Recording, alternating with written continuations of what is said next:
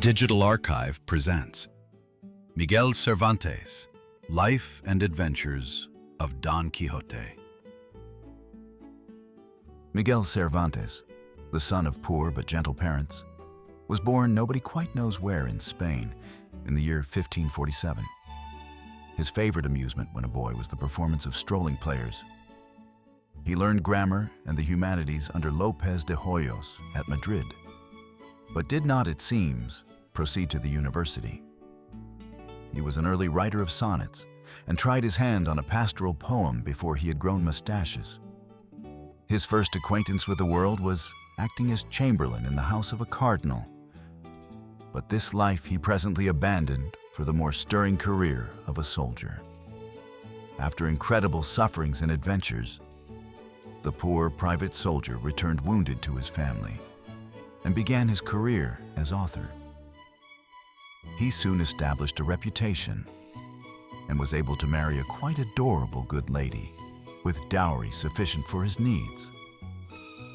However, it was not until late in life that he wrote his immortal work, Don Quixote, which saw the light in 1604 or 1605. During the remainder of his life, he was bitterly assailed by the envious and malignant, was seldom out of monetary difficulties, and very often in great pain from the disease which finally ended his career at Madrid on April 23, 1616, the same day which saw the close of Shakespeare's. Chapter 1. The Knight-Errant of La Mancha. In a certain village of La Mancha, there lived one of those old-fashioned gentlemen who keep a lance in the rack, an ancient target, a lean horse, and a greyhound for coursing. His family consisted of a housekeeper turned 40, a niece not 20, and a man who could saddle a horse, handle the pruning hook, and also serve in the house.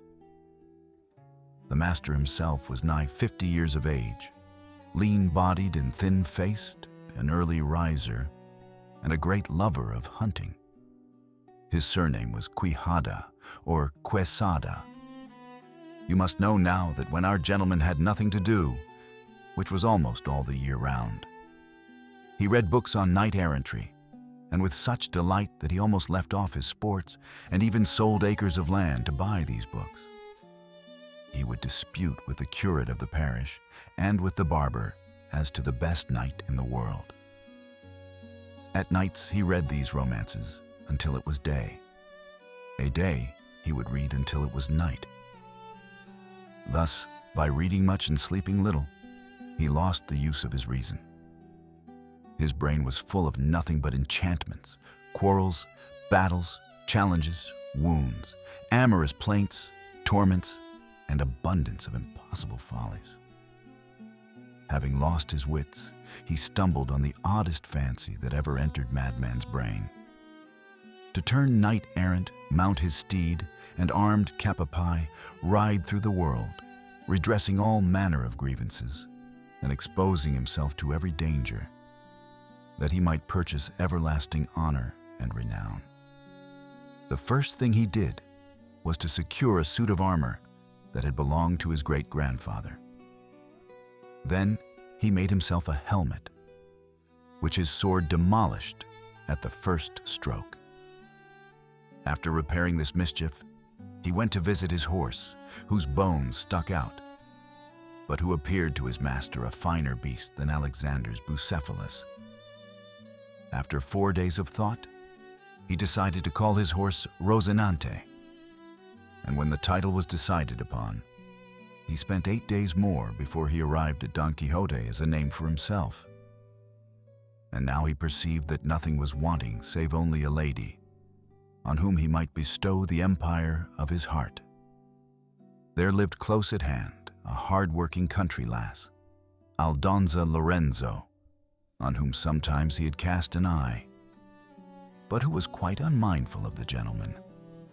Her he selected for his peerless lady, and dubbed her with the sweet-sounding name of Dulcinea del Toboso. Chapter 2. An Adventure in a Courtyard.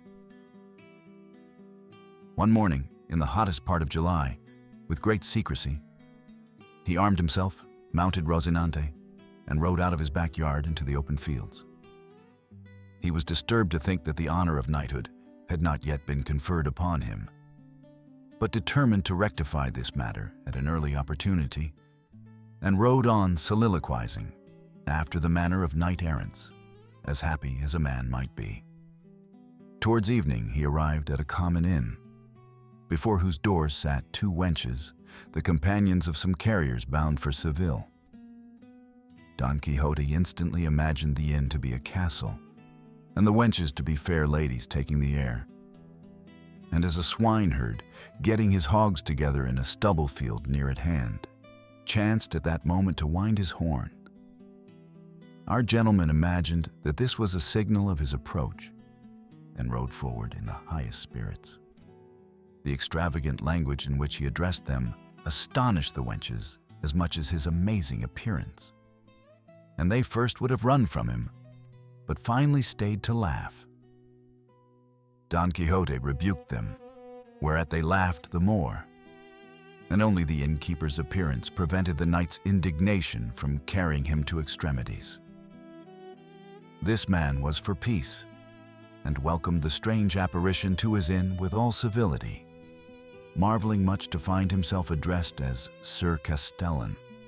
So the knight sat down to supper with strange company, and discoursed of chivalry to the bewilderment of all present, treating the inn as a castle, the host as a noble gentleman, and the wenches as great ladies.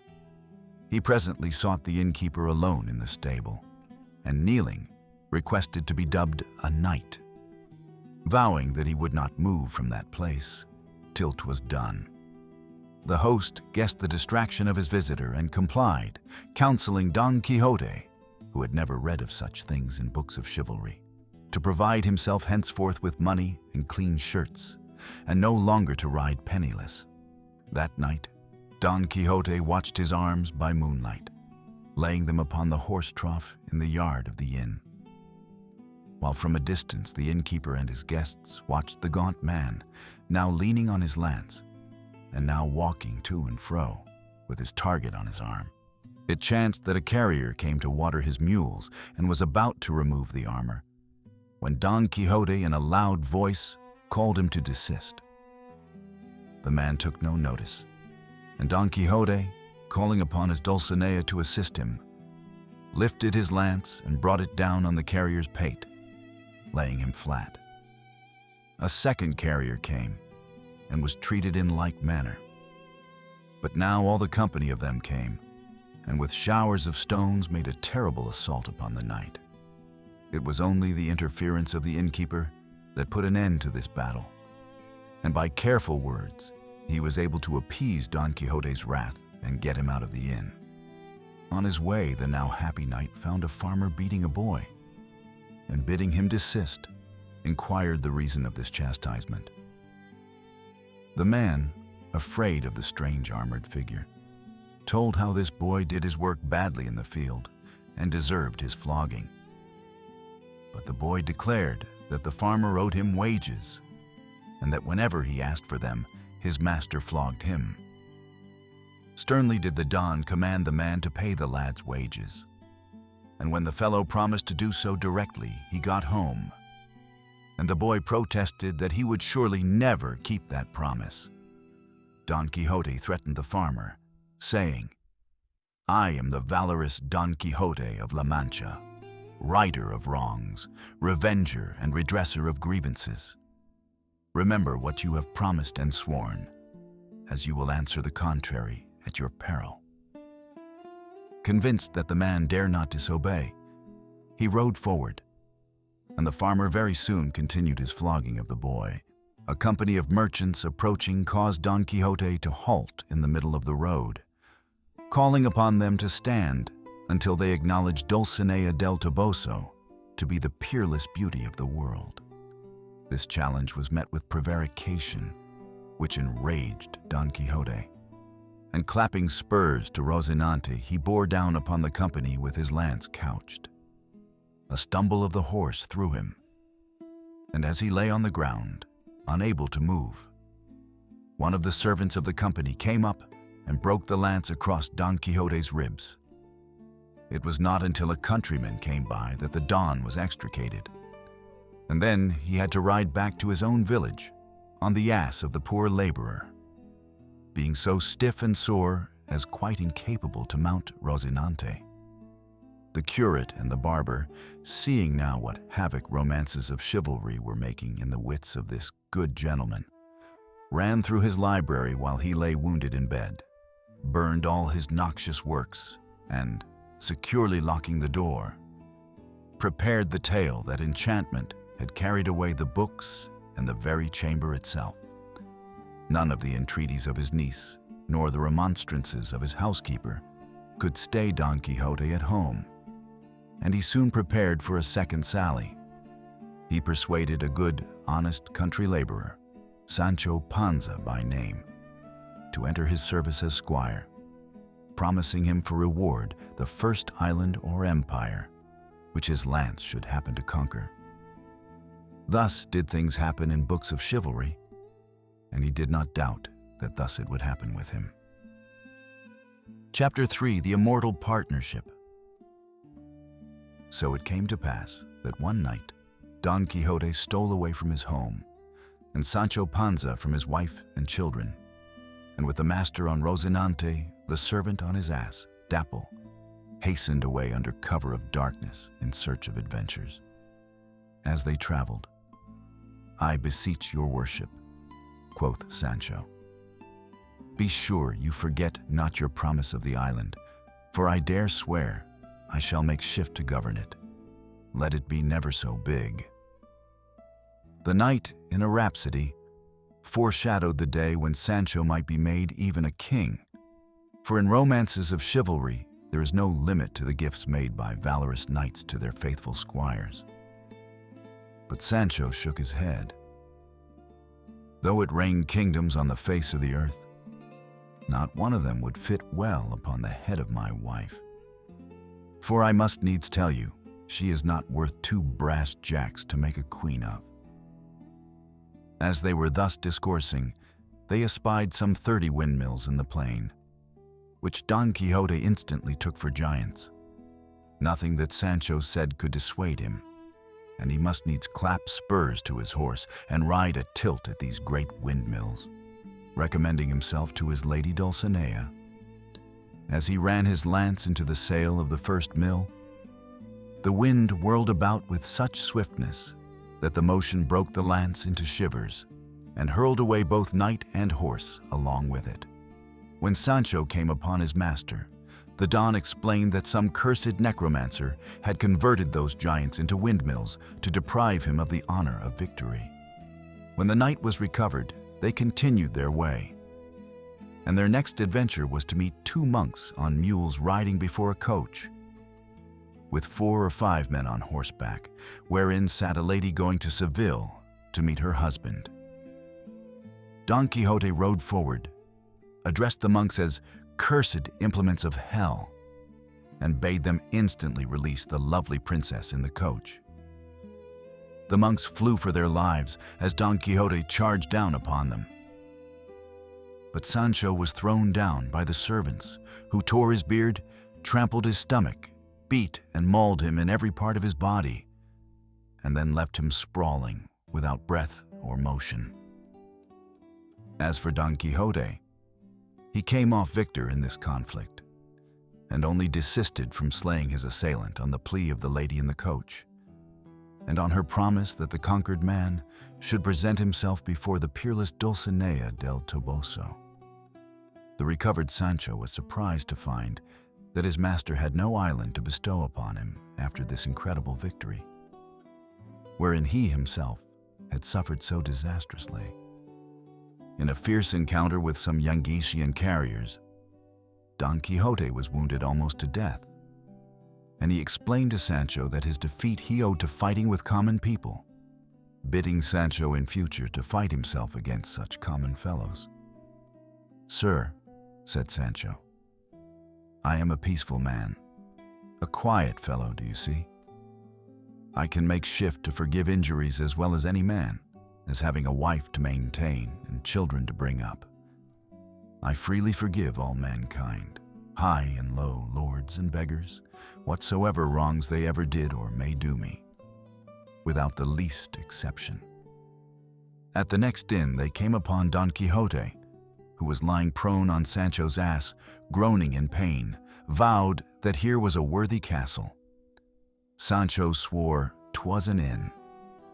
Their dispute lasted till they reached the door, where Sancho marched straight in, without troubling himself any further in the matter.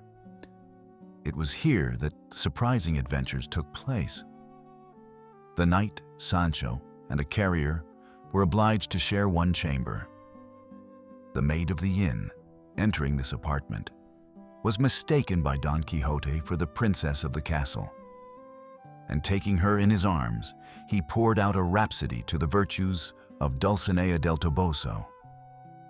The carrier resented this, and in a moment the place was in an uproar.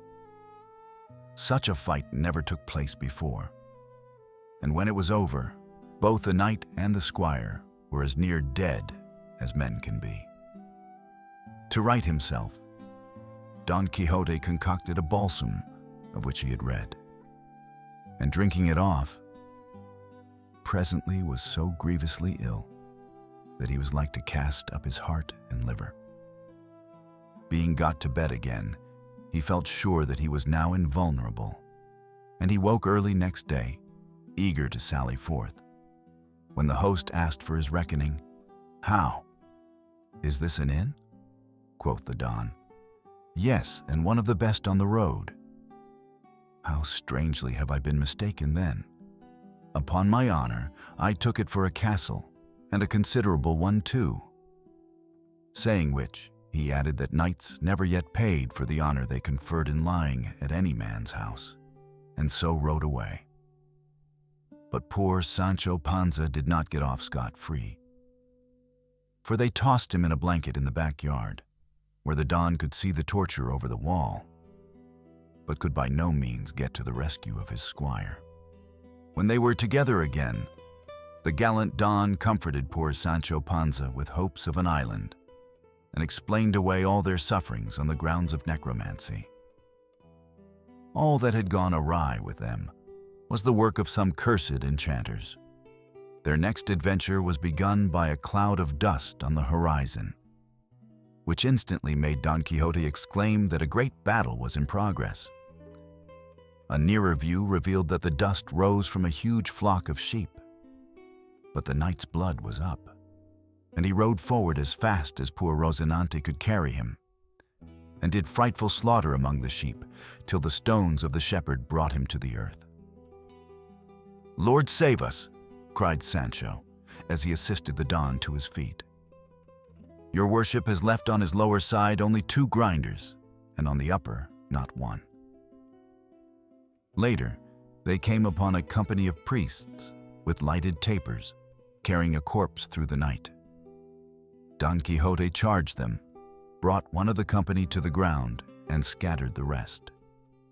Sancho Panza, whose stomach cried cupboard, filled his wallet with the rich provisions of the priests, boasting to the wounded man that his master was the redoubtable Don Quixote of La Mancha, otherwise called the Knight of the Rueful Countenance. When the adventure was over, Don Quixote questioned his squire on this name, and Sancho replied, "I have been staring upon you this pretty while by the light of that unlucky priest's torch, and may I never stir if ever I set eyes on a more dismal countenance in my born days." The next enterprise was with a barber, who carried his new brass basin on his head, so that it suggested to Don Quixote the famous helmet of Mambrino. Accordingly, he bore down upon the barber, put him to flight, and possessed himself of the basin, which he wore as a helmet. More serious was the following adventure, when Don Quixote released from the king's officers a gang of galley slaves, because they assured him that they traveled chained much against their will. So gallantly did the knight behave, that he conquered the officers and left them all but dead. Nevertheless, coming to an argument with the released convicts, whom he would have sent to his lady Dulcinea, he himself, and Sancho too, were as mauled by the convicts as even those self-same officers. It now came to Don Quixote that he must perform a penance in the mountains, and sending Sancho with a letter to Dulcinea, he divested himself of much of his armor and underwear, and performed the maddest gambles and self-tortures ever witnessed under a blue sky. However, it chanced that Sancho Panza soon fell in with the curate and the barber of Don Quixote's village, and these good friends, by a cunning subterfuge, in which a beautiful young lady played a part, got Don Quixote safely home and into his own bed. The lady, affecting great distress, made Don Quixote vow to enter upon no adventure until he had righted a wrong done against herself. And one night, as they journeyed on this mission, a great cage was made and placed over Don Quixote as he slept, and thus, persuaded that necromancy was at work against him, the valiant knight was borne back a prisoner to his home. Chapter 4. Sancho governs his island. Nothing short of a prison cell could keep Don Quixote from his sallies, and soon he was on the road again, accompanied by his faithful squire. To Sancho, who believed his master mad, and whose chief aim in life was filling his own stomach, these adventures of the Don had but one end: the governorship of the promised island. While he thought the knight mad, he believed in him, and while he was selfish, he loved his master, as the tale tells. It chanced that one day they came upon a frolicsome duke and duchess who had heard of their adventures, and who instantly set themselves to enjoy so rare a sport as that offered by the entertainment of the knight and his squire. The Don was invited to the duke's castle as a mighty hero, and there treated with all possible honor. But some tricks were played upon him which were certainly unworthy of the duke's courtesy. Nevertheless, this visit had the happiest culmination, since it was from the hands of the duke that Sancho at last received his governorship. Making pretense that a certain town on his estate, named Barataria, was an island, the duke dispatched Sancho to govern it.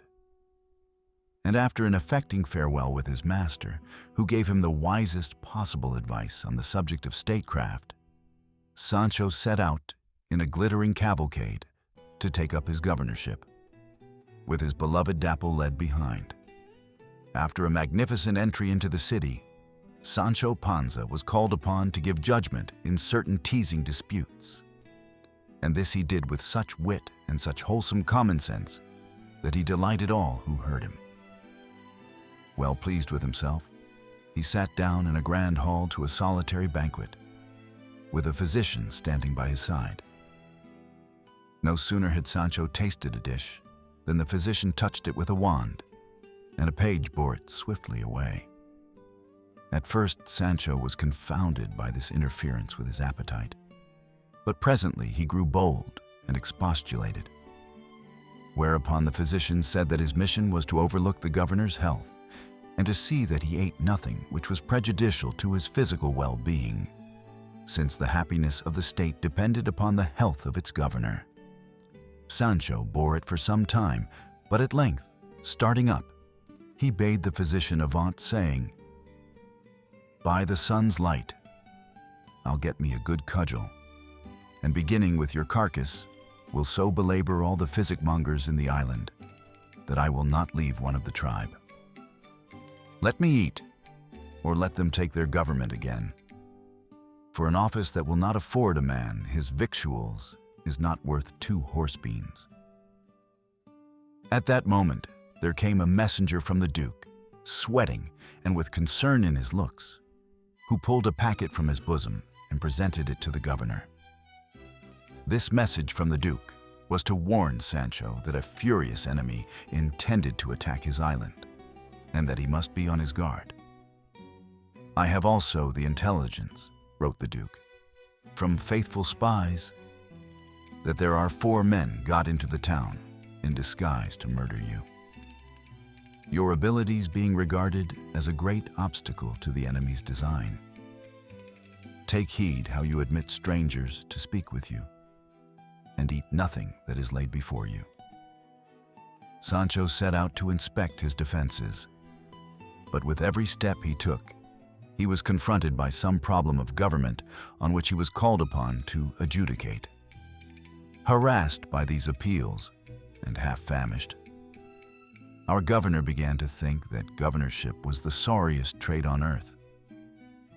And before a week was over, he addressed to Don Quixote a letter concluding, "Heaven preserve you from ill-minded enchanters, and send me safe and sound out of this government." One night, he was awakened by the clanging of a great bell, and in came servants crying in affright that the enemy was approaching. Sancho rose and was adjured by his subjects to lead them forth against their terrible foes. He asked for food and declared that he knew nothing of arms. They rebuked him, and bringing him shields and a lance, proceeded to tie him up so tightly with shields behind and shields before that he could scarcely move. Then they bade him march and led on the army. "March," quoth he. "These bonds stick so plaguy close that I cannot so much as bend my knees." "For shame," they answered. "It is fear and not armor that stiffens your legs." Thus rebuked, Sancho endeavored to move, but fell flat on the earth like a great tortoise. While in the darkness, the others made a clash with their swords and shields, and trampled upon the prone governor, who quite gave himself up for dead. But at break of day they raised a cry of "Victory!" and, lifting Sancho up, told him that their enemies were driven off. To this he said nothing save to ask for his old clothes. And when he was dressed, he went down to Dapple's stall and embraced his faithful ass with tears in his eyes. "Come hither, my friend and true companion," quoth he. "Happy were my days, my months and years, when with thee I journeyed, and all my concern was to mend thy harness and find food for thy little stomach. But now that I have climbed to the towers of ambition, 1,000 woes, 1,000 torments, and 4,000 tribulations have haunted my soul." While he spoke, he fitted on the pack saddle, mounted his ass, bade farewell to the people, and departed in peace and great humility. Chapter 5. The Death of Don Quixote. Meanwhile, Don Quixote had been fooled to the top of his bent in the Duke's castle, and had endured tribulations from maids and men sufficient to deject the finest fortitude. He was now in the mood to forsake that great castle, and to embrace once more the life of the open road. And so, with Sancho Panza, he started out to take up the threads of his old life. After adventures so miraculous as to seem incredible, Don Quixote was laid low in an encounter with a friend of his, disguised as a knight, and by this defeat was so broken and humiliated that he thought to turn a shepherd and to spend the remainder of his days in a pastoral life. Sancho cheered him and kept his heart as high as it would reach in his misery, and together they turned their faces towards home, leaving the future to the disposition of Providence. As they entered the village, 2 boys fighting in a field attracted the knight's attention, and he heard one of them cry, "Never fret yourself. You shall never see her while you have breath in your body." The knight immediately applied these words to himself and Dulcinea, and nothing that Sancho could say had power to cheer his spirits. Moreover, the boys of the village, having seen them, raised a shout and came laughing about them, saying, "Oh law, here is Gaffer Sancho Panza's donkey as fine as a lady, and Don Quixote's beast thinner than ever." The barber and the curate then came upon the scene and saw their old friend, and went with him to his house. Here Don Quixote faithfully described his discomfiture in the encounter with another knight, and declared his intention honorably to observe the conditions laid upon him of being confined to his village for a year. Melancholy increased with the poor knight, and he was seized with a violent fever. The physician and his friends conjectured that his sickness arose from regret for his defeat and disappointment of Dulcinea's disenchantment. They did all they could do to divert him, but in vain. One day he desired them to leave him, and for 6 hours he slept so profoundly that his niece thought he was dead. At the end of this time, he wakened and cried with a loud voice, "Blessed be Almighty God for this great benefit He has vouchsafed to me. His mercies are infinite. Greater are they than the sins of men." These rational words surprised his niece, and she asked what he meant by them. He answered that by God's mercy his judgment had returned, free and clear. "The cloud of ignorance," said he, "is now removed, which continuous reading of those noxious books of knight-errantry had laid upon me." He said that his great grief now was the lateness with which enlightenment had come, leaving him so little time to prepare his soul for death. The others coming in, Don Quixote made his confession, and one went to fetch Sancho Panza. With tears in his eyes, the squire sought his poor master's side, and when in the first clause of his will, Don Quixote made mention of Sancho, saying afterwards, "Pardon me, my friend, that I brought upon you the shame of my madness," Sancho cried out, "Woe's me, your worship, do not die this bout. Take my counsel and live many a good year. For it is the maddest trick a man can play in his whole life to go out like the snuff of a candle and die merely of the mulligrubs." The others admonished him in like spirit, but Don Quixote answered and said, "Gently, sirs, do not look in last year's nests for the birds of this year. I was mad, but now I have my reason. I was Don Quixote of La Mancha, but today I am Alonso Quijano the Good. I hope that my repentance and my sincerity will restore me to the esteem that once you had for me. And now let Master Notary proceed." So he finished writing his will, and then fell into a swooning fit, and lay full length in his bed. But he lingered some days, and when he did give up the ghost, or to speak more plainly, when he died, it was amidst the tears and lamentations of his family, and after he had received the last sacrament and had expressed in pathetic way his horror at the books of chivalry.